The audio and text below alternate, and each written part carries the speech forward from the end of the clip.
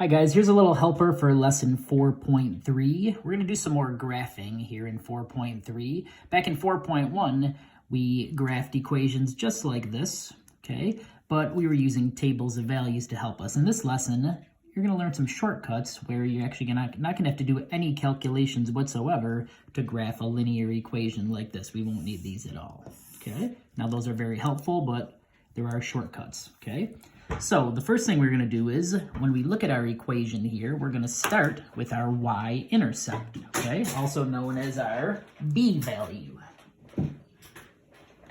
Sorry, dropped my pen there, okay?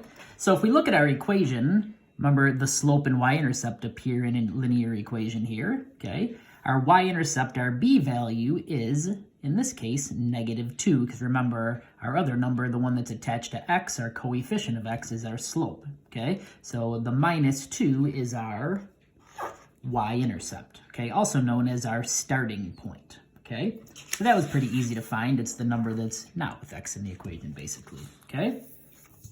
Our slope, m, is the coefficient of x here. So we see that 3/4 is the coefficient of x, so that is our slope, 3/4.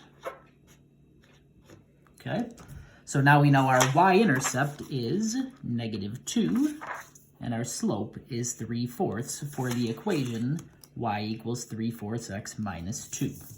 Okay, so remember, the slope is always the coefficient of x, or the number attached to x. So don't get tricked if you see an equation like this here, y equals 6 plus 1/4 x. We're used to seeing the slope first, but in this case, this would actually be the y-intercept, and this 1/4 would be our slope because it is the coefficient of x, or it is attached to the x, okay? So once we know that, we can now graph this equation y equals 3/4 x minus 2, okay? So I already have a graph set up here. Again, we're graphing y equals 3/4 x minus 2, all right?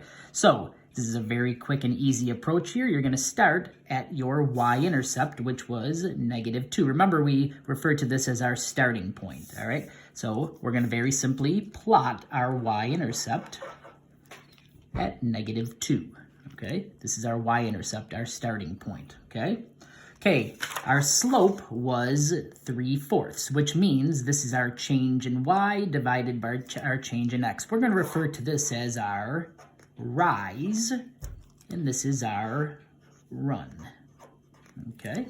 So we're going to go back to our starting point, which was -2, our y-intercept, okay? And very simply, we're going to rise 3. So we're going to make a positive vertical movement of 3 from here. So 1, 2, 3, okay?